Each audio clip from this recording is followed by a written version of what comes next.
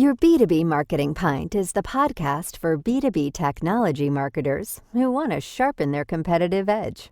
Joined by other marketing veterans, your hosts Brian O'Grady and Brendan Ziolo share expertise on what works today and why.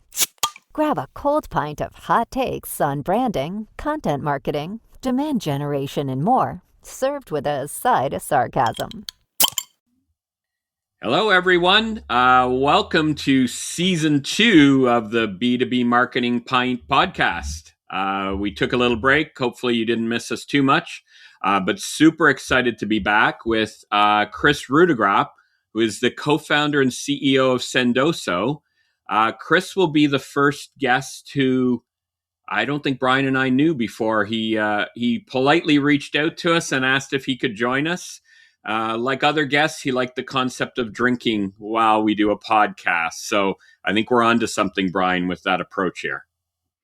Looks good. And I had my doubts, but then I saw the size of Kris's stein and I thought, this guy's into it.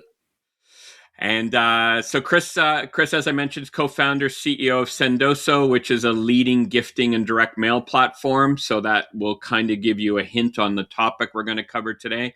But we have a few other questions for Kris to catch him off guard and not deviate too much from our typical B2B Marketing Pint questions from last season.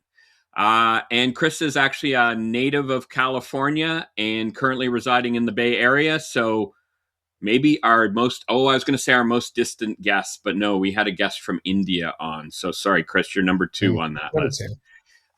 But all good. So to kick this off, don't want to go off script too much. Brian, what are you drinking today? I thought you'd never ask. Here we are, Season 2, and I've brought a new one to the B2B Marketing Pint, which is, I'm probably going to butcher this pronunciation as well. It's another Polish beer. Followers from Season 1 will know I butchered a Polish name last season. But this is a poorly named, in English anyway, Lech. It's probably pronounced Lesh or something, but it's a Lech. I promise you it tastes better than the name implies. Which makes me wonder, Brendan, what are you drinking? So I didn't decide to start drinking alcohol in the break between Season 1 and Season 2, so I'm still partaking of the non-alcohol beer variety. I have a Sober Carpenter, which I think I may have had on Season 1, but thought it was a good opportunity to start Season 2 an IPA again. Quite tasty.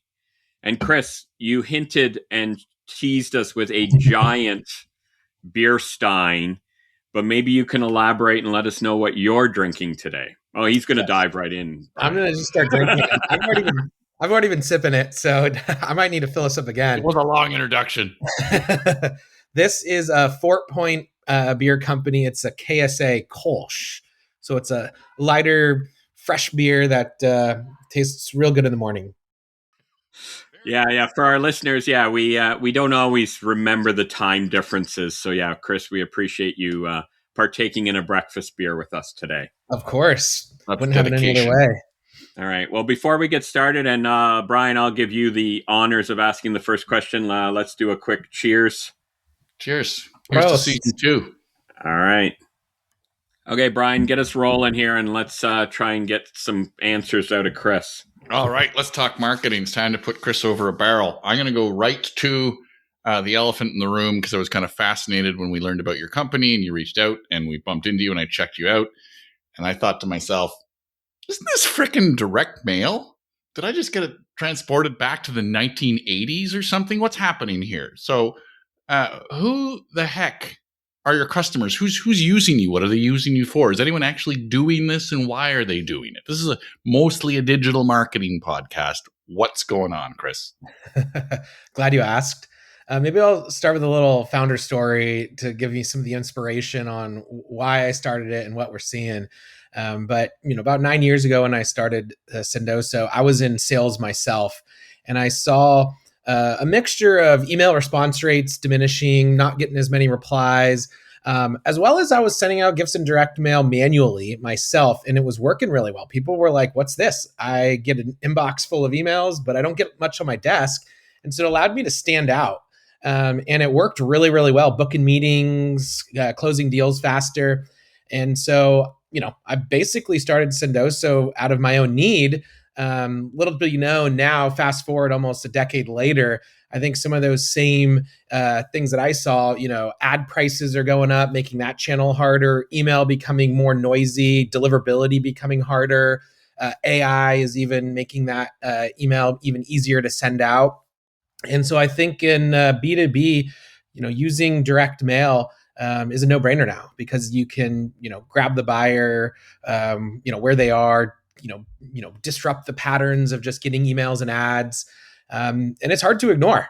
You also don't get as much of it, because there is a baked in price component, unlike email where it feels free-ish. So, there's less direct mailers landing on doorsteps, and there's some kind of emotional connection to unboxing a box, or even figuring out what's in the box. I think a FedEx box on your doorstep has 100% open rate. For a porch pirate, maybe, but it'll get opened. So as a follow-up to that, I was being a bit facetious in my introduction, because obviously what you just described has some real value. If you get something cool on your desk, you're probably going to open it, and then you're probably going to think better of whoever sent it than you did before. I have been involved in some programs like that. It is fun. It does seem to make a difference. And I have so many questions about this. I don't know where to go next, but you mentioned one that really struck a chord with me, which was the comparison to ad prices and click costs. Yep. Is this now much more likely part of the mix because of that pricing?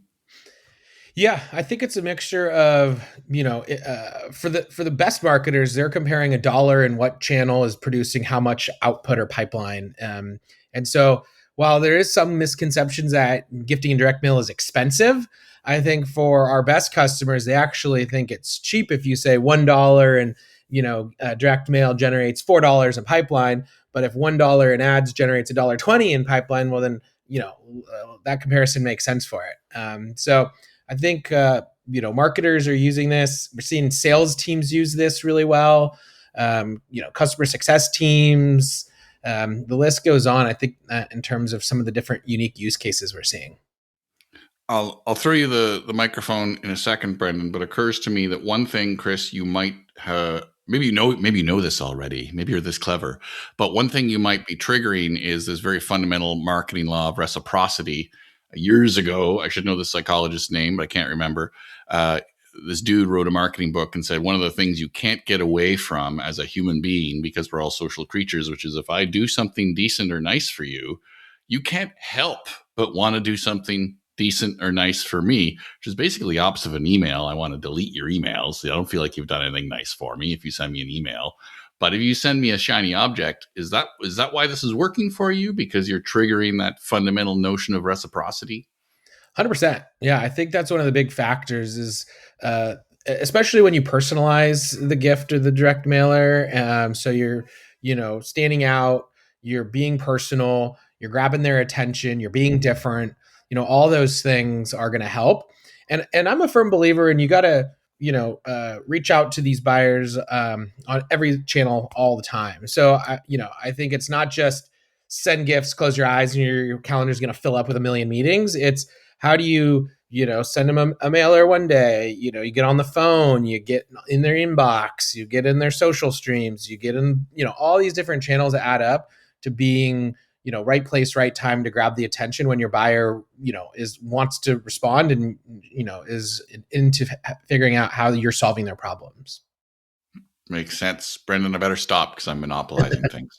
No worries. You triggered something for me there, Kris, when you said use cases as part of your answer on different ways people are doing this. And wondering if you could maybe drill down a bit into that. Is it, about getting that initial lead gen, that initial prospect? Is it more conversion? Like, does this work better in the ABM space? Kind of, what have you seen over these, 9 plus 10 years in terms of, maybe the best use case? And I'm also somewhat curious if there was like a unique corner use case that you were like, damn it, that's a good one, type thing that someone came to you. So maybe start with the best ones first. Yeah, the best and most obvious are, demand gen teams using it to increase pipeline and SDRs using it to book meetings. I think that is the most cut and dry, obvious use case, and why a lot of customers come to us and to fill those problems.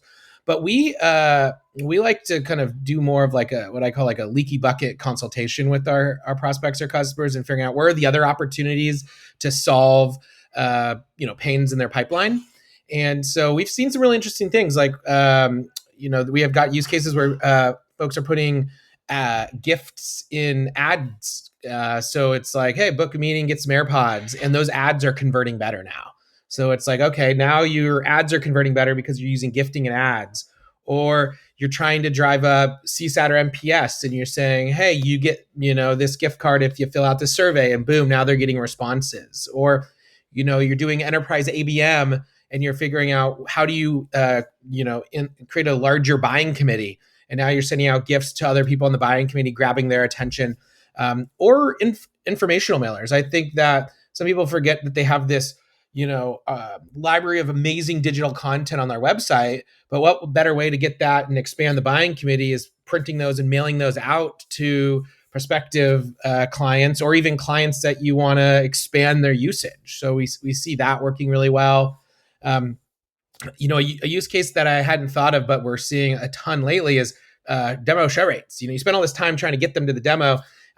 We had a client that had like sub 50% demo show rates. They sent out a Starbucks e-gift card the morning of the demo, or a DoorDash gift card if it was later in the day. And I think they're up to like 90+% now. It was a huge gain in terms of people just, again, reciprocity, feeling like, okay, you reminded me to show up, I showed up. So even increasing those like demo response rates. I could go on and on, but it's interesting, these different use cases where you can apply gifting or direct mail in order to drive conversions. Yeah, and I think it was really cool how a lot of your answers were integrated with something else, like the digital ad example, or getting people to the demo. So yeah, I really appreciate the fact that this is part of a bigger campaign, which I know I talk a lot about when I'm discussing marketing with clients and on other venues. Interesting to see that. And yeah, the other thing that was super cool, and maybe there's other insights you can share, is that the leaky bucket analogy really resonated with me. Like, is that where you're seeing more opportunities to help clients, or is it in the initial phase of that, or kind of what's working best in terms of initial direct mail or gifting campaigns? Yeah, usually we spot a couple of these different use cases up front where they inbound with like a direct need, and then it's our job from the customer success team, or we even have like a campaign studio team that's almost agency-like, helping our clients like figure out what else they can use us for. But we're seeing a lot lately over the last year in more post sales on the account management side for expansion and retention. And I think there's a big push for companies that are launching new product lines and trying to educate their customers or expand those customers, or M&A and acquisitions that say, hey, we need to cross-sell this other subsidiary product now. What are we going to do? And it just becomes so much easier to expand the product line, expand usage, engage your customers more while sending them thoughtful gifts and mailers to grab their attention.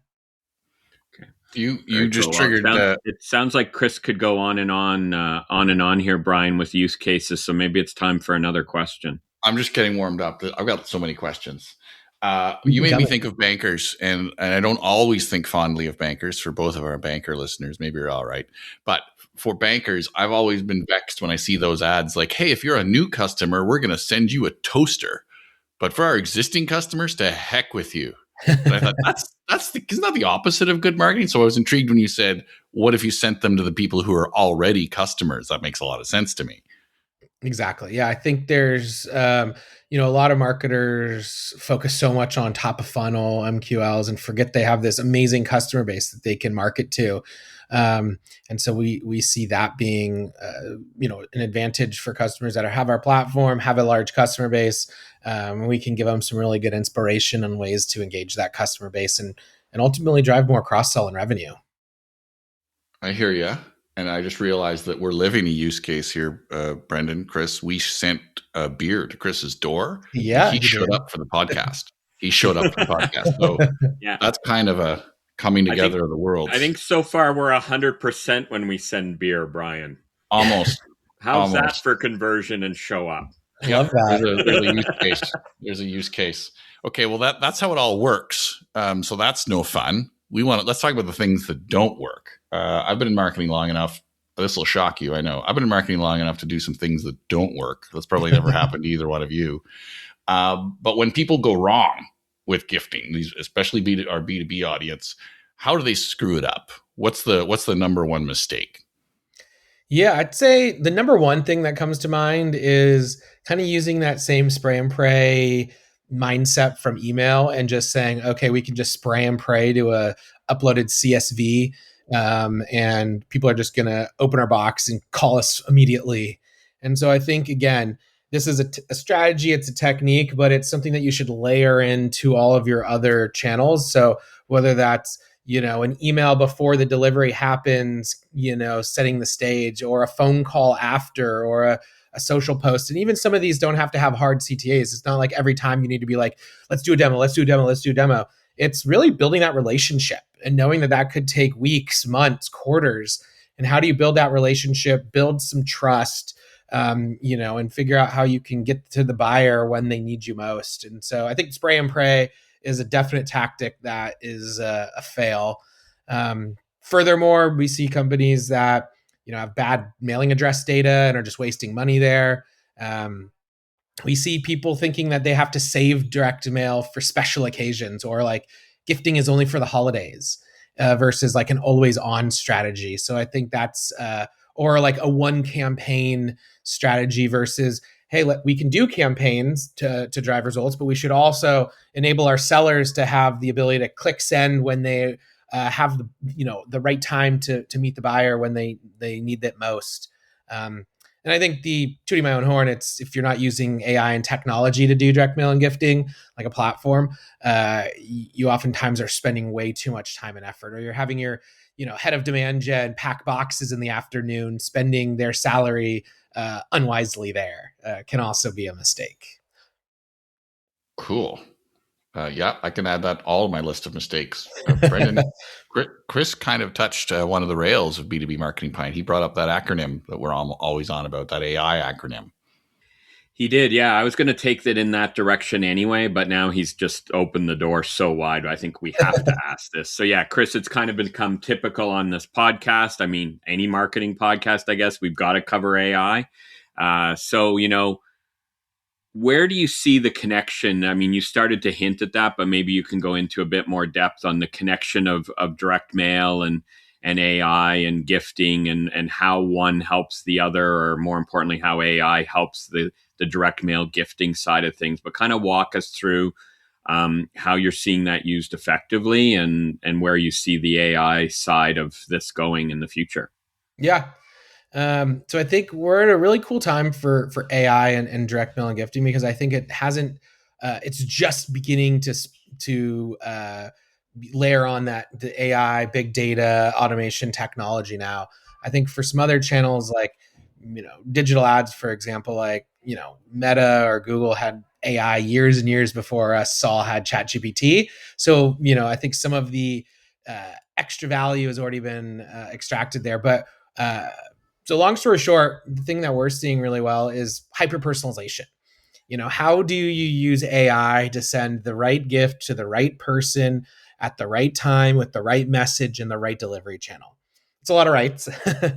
But jumping into a little bit of those, there's a big difference between, sending Kris golf balls because we know he likes golf, and sending him some generic gift. What am I going to respond to better? Or, hey, Kris works from home. Let's use AI to figure out his home mailing address and send it to his home, versus, mailing to his old office that has been closed down for a year. So I think AI can help with targeting, can help with the messaging. And it's why we spent years and years and, have seen hundreds of millions of data points go into this smart suite that we developed to make it easier for marketers to just turn it on, and drive better conversions.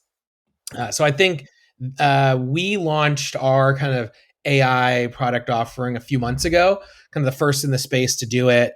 We now see about 25% of all of our sends are, AI-ified. I don't know if that's a word, but maybe it is. No. Now it is. And so that's been something that's been interesting to see, just the quick adoption.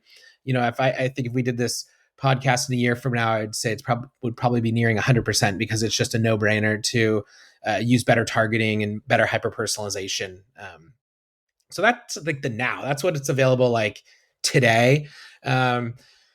The future, I think, is really, really fascinating for me. It's like I try to live in the future. I try to build our roadmap. I try to talk to as many CMOs and CROs as possible.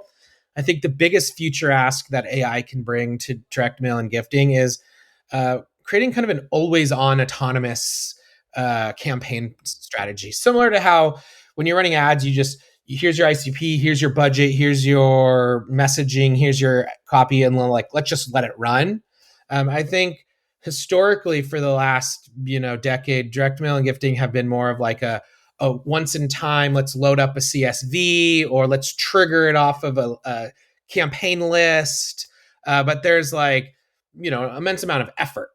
So I see a future where it's just kind of running like your other systems are running, and it's just booking meetings or helping demo show rates or converting webinar attendees. Wherever that leaky bucket lies is where it's just going to be running for you. So I think that's probably the coolest thing.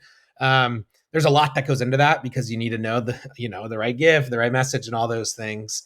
The other thing I think that's we're seeing some interest in too is the creative side of AI. It's incredible to see like Google's Gemini or Nano Banana creating images, or some of the copy it can create. So I think we'll see AI-ified creative packaging, printed collateral, all boxes, designs, everything becoming so much cooler because of AI too, which I'm really excited for. That makes cool. A lot of sense. And I just want to note to all our listeners that AI-ified was heard here first. Yeah. Really, and another first for the B2B Marketing Pint. We coined it 2026. There we go. Webster's Dictionary. Word of the year, or whatever that contest is. Exactly. Let's go for it. Kris already mentioned shipping golf balls, so I think it's appropriate to ask, have you ever shipped an Ottawa Senators golf ball before? Not yet, but that is cool. Yeah, my camera doesn't agree, but that's an Ottawa Senators golf ball. One of the many themes on B2B Marketing Pint, Kris, is Brendan and I share an Ottawa Senators hockey problem, and you're now part of that family. For the future, for AI, you just triggered a thought for me for the sending, because you're absolutely right. When the groups and teams I've been involved with who do these kinds of sends do it, it's like, hey, I've got an idea. We should push people over the top and do this big manual effort. I'll get the spreadsheet, you get the duct tape. Yeah. And just like you describe, it's like this big manual thing. This is not an automated piece of anything. But when you described it, that's where it's going to go, right? Leads. Mm-hmm. If I've already got lead scoring, if I've already got HubSpot, and exactly. I know that I want to call or do a demo or push somebody who's scored 80, let's say, on my scale, well, why can't I trigger a gift delivery at 80 automatically? And then I don't even need to bother calling them until I get the open receipt. Is that where you're headed? 100%. Yeah. And we already see our savviest, most mature customers doing these automations, triggering things through HubSpot, using smart delivery to use AI for their mailing addresses, crafting the message with our smart messaging. So I think we're there for the early adopters, I would say. But probably many listeners here are like, going back to that white elephant, like direct mail, I've heard of that, but we don't do it yet. And so there's still like a lot of opportunity and lots of different markets to use direct mail to, low hanging fruit for pipeline and deal closing. Yeah, I just feel it from a human perspective when every digital channel is just beating you over the head, and all you want to do is turn them off, and your doorbell rings instead. Yeah, that feels good. That feels human. Exactly. Yeah, it's almost. But I think the feeling human is exactly one of the psychological feelings too that gifting kind of draws people into. And I always say, like, people buy from people, or relationships drive revenue. And I think if you would have asked me maybe 5-10 years ago, I felt a bit more inclined to reply to every email in my inbox. But now it feels almost like a banner ad where it's like, I'm never clicking that thing. Or I'm only clicking it if I've seen it enough, or it's relevant, or it's personalized, or I got a mailer one day, a cold. So I think if for those listening and trying to prospect into me, make sure you're multi-channel, multi-threading. So Yeah, we already gave Send them a golf spoiler. The balls beer and works. beer is what I heard. Yeah, golf exactly. balls and beer, they go well together. Brandon, we cooked up a challenging warehouse conversation for Kris. Do you want that, or shall I go for it? Go for it. Go for it. I'll wrap it up. You asked the challenging question. Oh, good. So, Kris, in our little discovery chat with you to find out if you were crazy enough to come on this podcast or not, and we all know the answer now, you mentioned a challenge in your industry with regards to scaling warehouse space. And that spawned an idea for me, which ties in nicely with B2B Marketing Pint, because over the years, I've heard that microbreweries face what I believe to be a similar challenge. You're going to tell me if this is true or not. What I hear happens to a microbrewery is they bootstrap, they scrape together some space, they get their gear, and they make a great beer, and they start trying to sell it. And then one magical day, probably because of some great marketing by people like Brendan or Brian, one magical day, it goes pop, and everybody wants that beer. And then that microbrewery is officially screwed because they have a limited amount of space, a limited amount of equipment. They can't make 10x beer overnight, and they can't take advantage of their success. Does this sound familiar to you with your scaling warehouse problem? What's up with that? How do you scale a warehouse? Yes. That reminisces of the early years, but you're correct in that there is a physical space constraint for warehousing. So we've moved and expanded warehouses almost a dozen times. Our first warehouse was the size of a conference room. And now our largest of many is over 200,000 square feet. It's the size of like multiple Costco's. And so that scale of physical space comes with costs, comes with a lot of effort. We have been able to hedge that with a global marketplace of drop shipping. Why are you drop shipping, Kris? Everybody on those listening is going drop ship. Well, the problem with drop shipping is, you end up not being able to kit multiple items together, which sometimes is necessary. Certain drop shippers won't have the same attention to detail that we can do, or they might not be able to add a handwritten note in, or there might be a custom box that wants to be added in. And so we do drop shipping for a lot of perishable items, and we vet this vendors, and we have tens of thousands of vendors around the world. So, for us at any given time, there might be a customer that one day wants to send some cookies, but the next day they want to send some swag in a custom box. The next day they want to send 10,000 postcards. The next day they want to send a Starbucks e-gift, and the next day a box of golf balls with their logo on it. And all those are coming from different suppliers, maybe from different locations. And so it becomes a huge supply chain issue too, which, besides building the beautiful SaaS software that our teams built that our customers see and use and love, we also have like order management software behind the scenes, inventory management software, warehouse management software that no one really sees, but it's just kind of the magic secret sauce. And so above and beyond just the physical warehouse constraints, you also have to think about all of the software built to move everything from A to B, to track it effectively too, because marketers, want to see as soon as it's delivered, they want to have a follow-up, or they want to track the pricing and costs so that they can do ROI reporting in our platform. So, long story short, it's why we, raised over 150 million in funding to just help us scale this globally. So I'm taking from that drop shipping is not a panacea. You need a space of your own somewhere. Correct. Yes. It's definitely a complement to the strategy, but because of the demands and the unique sending behavior that gifting and direct mail has, having your own logistics warehouses around the world is greatly beneficial to, the demands of these large enterprises and what they want. Amazing. Well, then before Brendan tries to wrap this up, if I show up in your warehouse, can I drive one of the forklifts? Are you forklift certified? Maybe. I drive a tractor. I grew up on a farm. I drive a tractor. Does that help? I think we can maybe make something happen. Okay, excellent. You heard it. Everybody write that down. We're recording. We're recording the beauty of the podcast. Remote location at the warehouse with me on a forklift. Yeah. And I think another thing I just learned, Brian, is that we should stick to podcasting and let Kris deal with all this other stuff. He seemed to really knock that question out of the park. I was trying to make him sweat, and he kind of owned me on that one. Yeah. Well, I've lived and breathed it for the last decade, so I've got lots of scars and war stories from it. Fair enough. We'll cook up something worse next time. Yeah, this is definitely a very cool topic, Kris, and one we have not covered in any of our previous episodes. So really appreciate you joining us. But I would be remiss if I didn't leave with the sign off B2B Marketing Pint question for you. So, what is the biggest myth about direct mail gifting that just drives you nuts? Here's your chance. The floor is yours. Give us the lowdown and set everyone straight.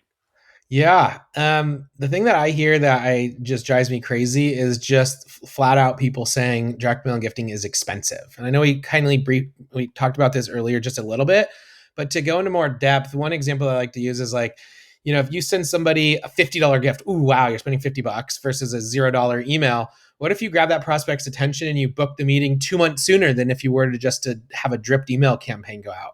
And you close the deal 2 months sooner. What does that revenue look like? And I think people are very short-sighted when they say, oh, a $50 gift's too expensive. Or they just think gifting is expensive in general. But like we have clients that have sent like a fake like aspirin pills container with, some messaging around, does like your current solution give you a headache? And that was like a sub $10 send. Or we saw someone send empty pizza boxes with like messaging around hungry for a new solution. I mean, those are just cardboard. And so I think it's not the expensive effort. It's really more the creativity that can come into play here to offset those costs. But again, on my soapbox, I think when people just generalize that gifting is expensive, they're wrong when they don't realize the opportunity cost foregone or, comparing dollar for dollar pipeline generation. Yeah. And I think at the start of the podcast, you made, I don't remember the numbers you used now because it was so long ago, Kris. It was like a whole 30 minutes ago. Just the comparison was like, yeah, it may cost X, but I generated 4X of pipeline rather than 1.5 or 0.5 or whatever the other stats may be. So just the ROI component, I think is very important as you highlighted out at the start. I can dive Brian, in. Did I miss anything? Are we gonna let Kris go finish his beer?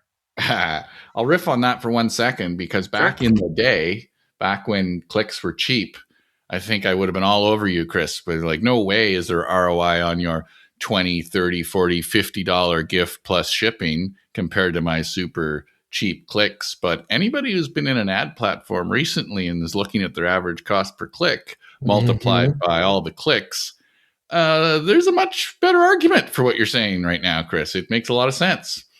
100%. Yeah. And again, you got to pay for clicks, got to pay for direct mail, got to pay for emails. It's all across the board. I'm a believer in multi-channel, multi-threading. But you're right. It's like these platforms have been getting more expensive over time, and people have been so reliant on it that now they're scrambling for that new playbook to drive pipeline in 2026. And that's where, we see people saying, oh, direct mail and gifting, that's something new that I haven't done and it's working for others. So I'm doing it. Well, when we did it years ago, we described it as, it wasn't that long ago, it's so old, it's new again for digital marketers. It's the new kid on the block. Yeah. Awesome. Well, do we have to stop now, Brendan? I think we might need to wrap this up. I know you and I could keep going all day, but I have a gut feeling Kris has a warehouse to build or something. Not if he's gone through that whole Stein. He's not building Yeah, that. he also has the Stein to finish too. But yeah, I think we should maybe end it there. Kris, really, really appreciate your time today. Great to meet you. So happy you reached out and joined us for an episode of the B2B Marketing Pint. And definitely going to think longer and harder about direct mail and gifting now for future campaigns. So it's definitely not always at the top of the list, but maybe it should be. Yeah. Well, I appreciate you having me on. Always love connecting with listeners. So follow me on LinkedIn. Shoot me an email. It's Kris, Kris @sendoso.com. Love networking. Love helping marketers out. And he owes me a forklift ride. Yeah. One forklift ride. We have it recorded, Brian. Don't worry. Excellent. I love it. All right. Thanks, Kris. Pleasure Thanks, to meet you, everyone. Kris.